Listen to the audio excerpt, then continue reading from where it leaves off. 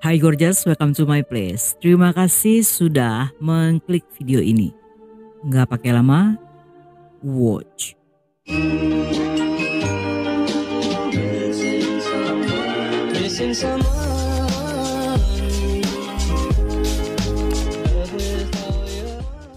Pada tanggal 20 Maret 2020, Jun yang baru saja tiba di tempat kerja mendapat telepon dari salah seorang tetangga yang mengabarkan bahwa di rumahnya terjadi kebakaran.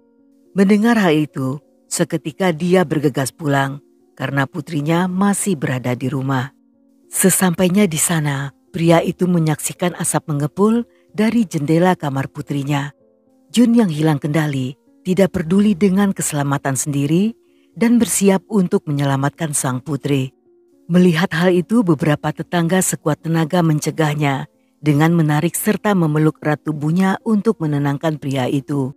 Dengan kondisi api yang sangat besar, kemungkinan Jun akan mati jika memaksa untuk menerobos masuk. Para tetangga masih menenangkan Jun agar tidak bertindak bodoh. Mereka mengatakan bagaimana jika putrinya tidak ada di sana dan dia akan mati sia-sia. Mendengar hal ini, seketika pria itu terdiam dan mencoba meyakinkan dirinya bahwa putrinya tidak ada di rumah.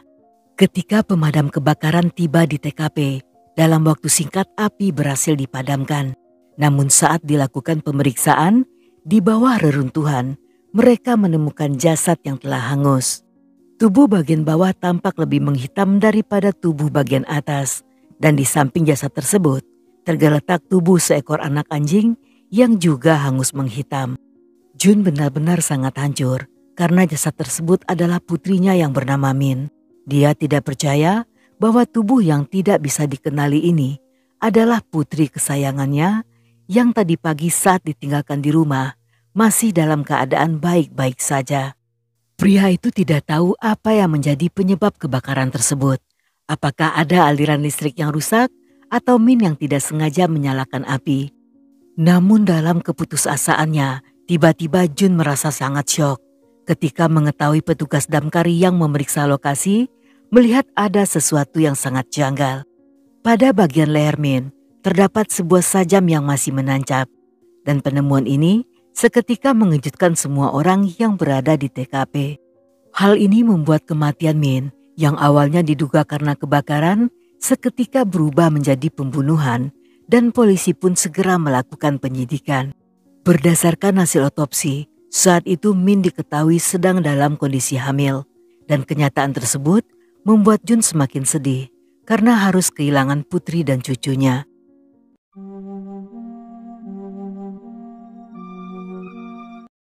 Dalam penyidikan awal, polisi melakukan pemeriksaan melalui rekaman CCTV yang berada di sekitar area tersebut. Dalam sebuah rekaman, mereka menemukan seorang pria yang tampak meninggalkan lokasi tepat beberapa menit sebelum terjadinya kebakaran. Mereka pun meminta Jun untuk melihat rekaman tersebut untuk mencari tahu apakah dia mengenal pria itu. Tidak butuh waktu lama bagi Jun untuk melakukan identifikasi karena hanya dari postur tubuh tanpa perlu melihat wajahnya, dia mengenal pria itu adalah menantunya yang bernama Hauji. Setelah melakukan identitas tersangka, polisi segera ditugaskan untuk menangkapnya. Namun yang tidak mereka duga jika Hauji adalah orang yang sangat licik. Hauji yang menyadari jika identitasnya telah diketahui, secara diam-diam berhasil mengganti mobilnya untuk mengecoh polisi. Tetapi selang beberapa waktu kemudian, orang tua Hauji membantu polisi dengan membawa sang putra ke kantor polisi. Selama interogasi berjalan, Hauji bersikap sangat dingin dan dengan tenang mengatakan tidak ingin berbicara dengan polisi dan lebih memilih untuk ditembak saja. Pria itu sama sekali tidak terlihat menyesal. Tatapan matanya sangat dingin, seolah penuh dengan kekejaman. Setelah mengatakan hal itu, dia tidak pernah memperhatikan siapapun lagi. Tidak peduli bagaimana polisi membujuk, Hauji selalu menolak untuk mengungkapkan rincian atau motif kejahatan tersebut. Untuk mengetahui kebenarannya, polisi pun mulai memeriksa latar belakang pria itu yang merupakan generasi kedua dari salah satu orang terkaya di Shanghai.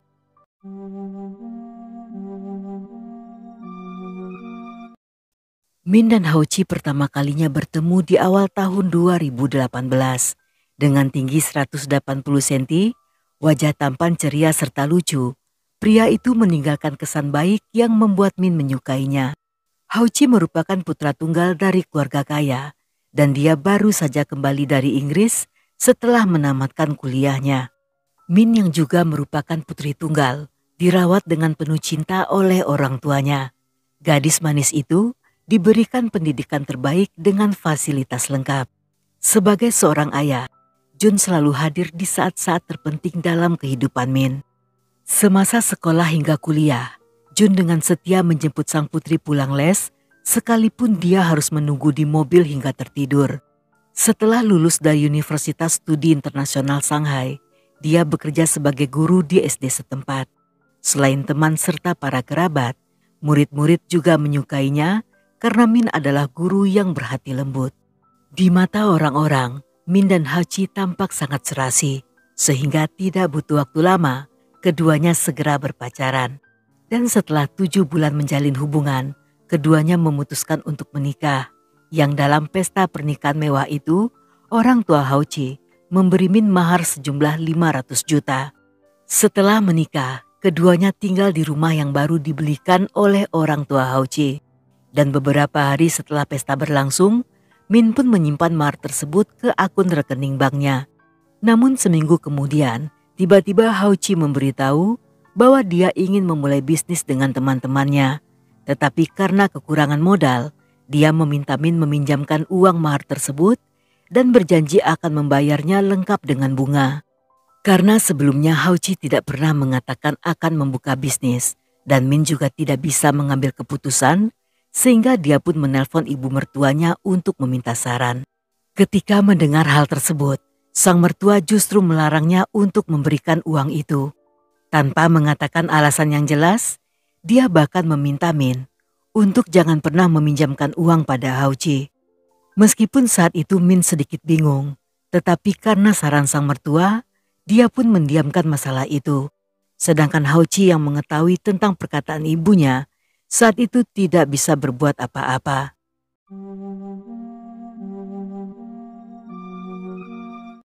Dalam masa-masa itu, selain kesibukannya sebagai guru, Min memutuskan untuk mengadopsi seekor anak anjing yang akan menemaninya saat di rumah.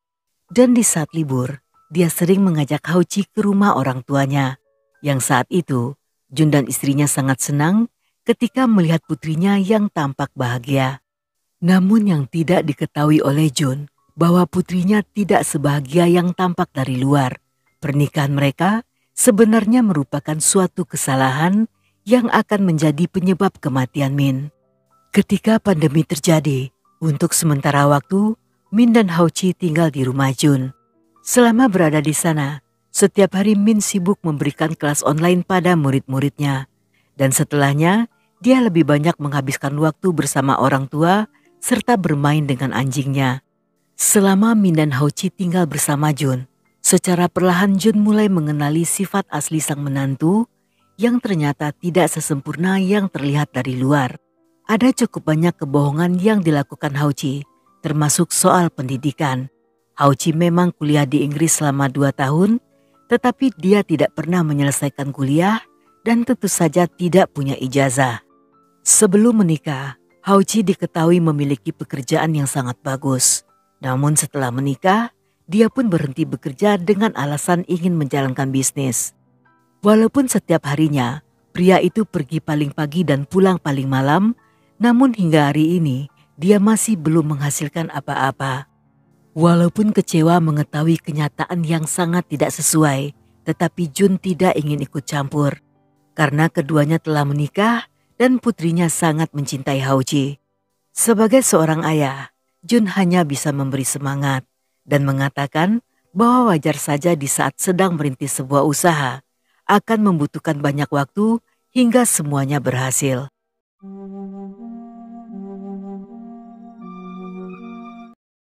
Di hari kejadian, Min yang saat itu sedang sendirian di rumah, tiba-tiba dikejutkan oleh suara ketukan pintu. Namun setelah mengintip, dia melihat Hauchi yang sedang berdiri menunggu dibukakan pintu. Min sangat senang melihat suaminya pulang, karena sehari sebelumnya saat memeriksakan diri ke dokter, Min dinyatakan sedang hamil. Dan dia tidak sabar untuk memberitahu Hauchi tentang berita baik itu. Namun sebelum Min sempat berbicara, Hauchi dengan cemas bertanya di mana keberadaan kedua mertuanya. Dan setelah mengetahui jika mereka sedang tidak di rumah, Hauchi berlutut sambil meraih tangan sang istri. Dan dengan gelisah mengakui bahwa memiliki hutang sejumlah 3 miliar pada seorang rentenir. Dan di hari itu, sang rentenir akan mengirim beberapa debt collector yang akan menagih cicilan pertama sebesar 500 juta. Yang tanpa uang tersebut, para debt collector akan membuat masalah di rumah mereka, sehingga Hauchi memohon agar Min meminjamkan uang mahar dari pernikahan mereka. Pengakuan ini membuat Min tidak percaya begitu saja, karena orang tua Hauchi sangat kaya dan sanggup membantunya membuka bisnis, sehingga untuk apa Hauchi berhutang pada rentenir. Karena tidak punya pilihan, Hauchi pun mengaku jika selama ini telah berbohong dan tidak pernah membuka bisnis, serta hutang tersebut merupakan hutang dari judi. Mendengar perkataan sang suami justru membuat Min sangat syok. Dia tidak pernah menyangka jika Hauchi kecanduan judi, dan bahkan sebelum menikah, mertuanya juga tidak pernah memberitahu tentang hal ini. Di saat itu ayah Hauchi juga sedang mengidap kanker dan dirawat di rumah sakit yang tentunya membutuhkan banyak biaya. Sehingga walaupun mereka memiliki banyak harta, pastinya semua akan digunakan untuk dana darurat serta pengobatan sang mertua.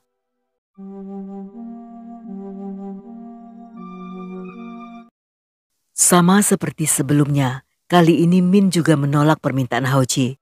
Menurutnya, uang tersebut akan digunakan untuk membantu pengobatan sang ayah mertua. Melihat penolakan sang istri yang begitu tegas, pada akhirnya Hauchi pun mengalah dan akan kembali pergi. Sedangkan Min kembali masuk ke dalam kamar untuk tidur dan istirahat. Namun Hauchi yang akan membuka pintu, tiba-tiba melihat sebuah sajam buah yang terletak di atas meja ruang keluarga. Dengan emosi dia pun mengambil benda tersebut yang digunakan untuk mengancam istrinya agar menyerahkan uang mahar itu. Menghadapi ancaman tersebut, Min yang sangat yakin jika suaminya tidak akan tega menyakitinya, sekali lagi menolak permintaan itu. Namun Hauchi yang saat itu telah dikendalikan amarah dan kehilangan akal sehat, tanpa ragu menikam leher sang istri. Min yang terluka parah dan hilang kesadaran terjatuh ke atas lantai. Tetapi alih-alih merasa takut, Hauchi justru tampak tenang dan mulai mengobrak-abrik lemari serta mengambil uang tunai sejumlah 2 juta. Setelahnya dia mengambil korek dan membakar salah satu buku Min yang kemudian dilempar ke atas tempat tidur. Dengan tujuan seolah untuk menciptakan kesan kebakaran yang terjadi tanpa disengaja. Ketika api semakin membesar, anak anjing peliharaan Min menggonggong berlari mencari sang majikan ke kamar tidur. Melihat Min terbaring tidak bergerak, dia pun ikut berbaring di samping tubuh tuannya, hingga akhirnya lautan api menelan mereka berdua. Saat Hauchi meninggalkan rumah tersebut, api telah menyebar dan terlihat asap hitam yang keluar dari jendela kamar Min. Namun tanpa rasa kasihan, pria itu pun pergi tanpa pernah melihat ke belakang lagi. Menyadari jika dirinya akan tertangkap, dia pun menemui ayahnya di rumah sakit dan memohon agar dibantu untuk melarikan diri. Namun sang ayah yang menolak permintaan itu justru memerintahkannya untuk menyerahkan diri. Hauchi mengenal dengan baik sifat ayahnya yang sekali berkata tidak, maka selamanya akan tetap sama. Sehingga di saat itu mustahil untuk membantah atau melarikan diri, karena tanpa bantuan ayahnya dia tidak bisa melakukan apa-apa. Hauchi yang tidak punya pilihan pada akhirnya menyerahkan diri dengan diantar orang tuanya. Yang disinilah sebuah rahasia besar tentang keluarga kaya itu perlahan mulai terbongkar.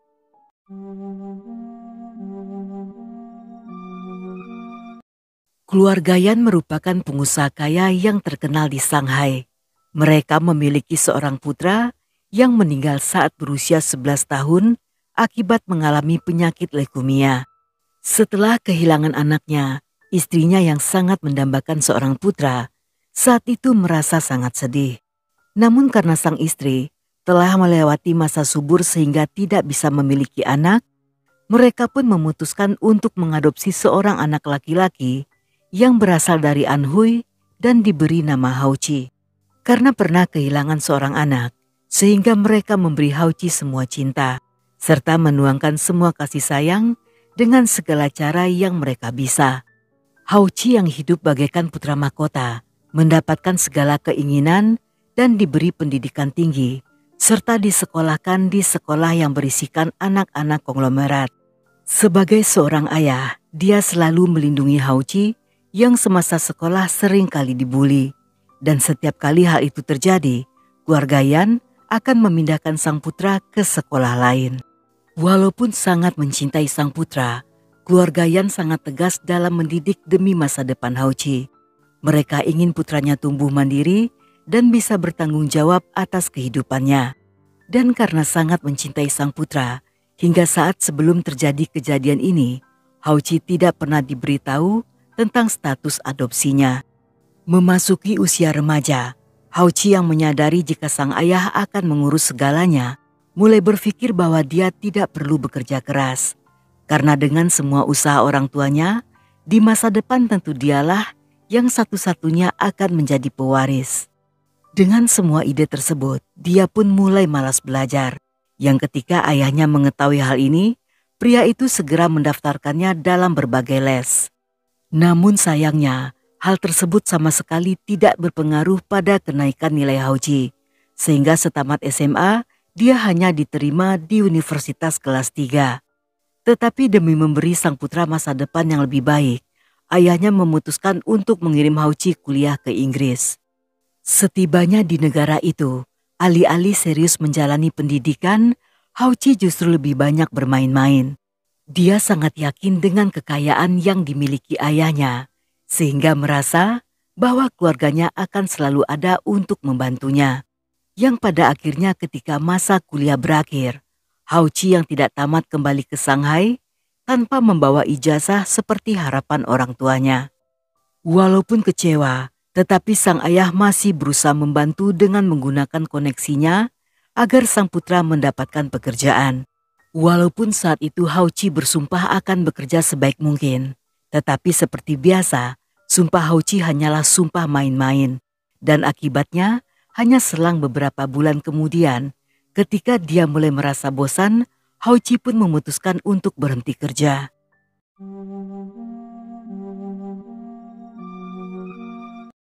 Setelah keluar dari perusahaan, dia sering berkumpul dengan teman-teman serta kecanduan judi. Karena pernah menang beberapa kali, sehingga dia mulai berpikir untuk mendapatkan lebih banyak uang dengan cara berjudi setiap hari. Walaupun pada awalnya Hauchi berhasil mendapatkan kemenangan, namun di hari-hari selanjutnya dia lebih sering mengalami kekalahan yang membuat uang modal usaha yang diberikan orang tuanya lenyap dalam sekejap mata. Karena telah kehabisan uang, Hauchi pun nekat meminjam uang pada rentenir. Yang kurang dari 2 bulan, total hutangnya telah mencapai 4,5 miliar. Tidak tahan dicari-cari oleh debt collector, Hauchi pun mengadu pada ayahnya. Sambil berlutut, dia memohon agar dibantu dan terlepas dari kejaran debt collector. Ayahnya yang saat itu mulai sakit-sakitan merasa sangat marah.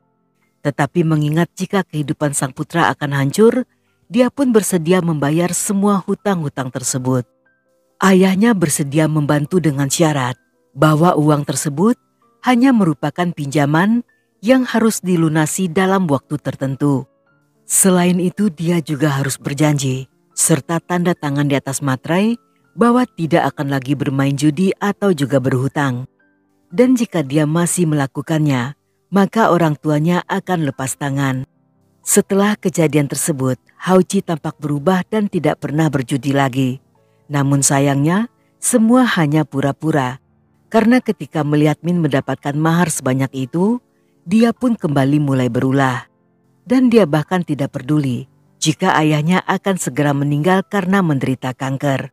Dalam persidangan yang dilakukan pada 31 Juli 2021, Hauchi divonis dengan hukuman mati atas dakwaan pembunuhan yang disengaja dan pembakaran.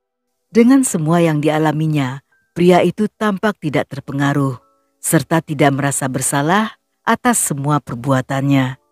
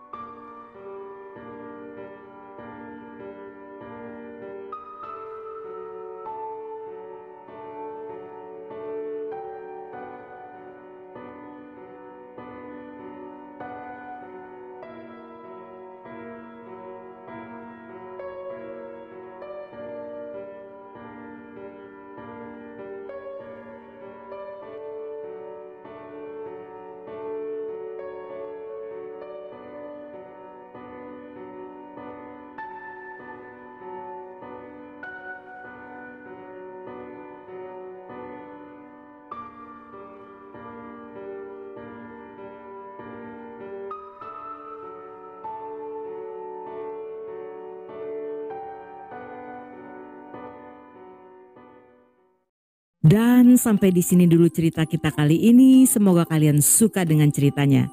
Buat yang masih betah hingga akhir, thank you, love you, have a nice day, and then see ya.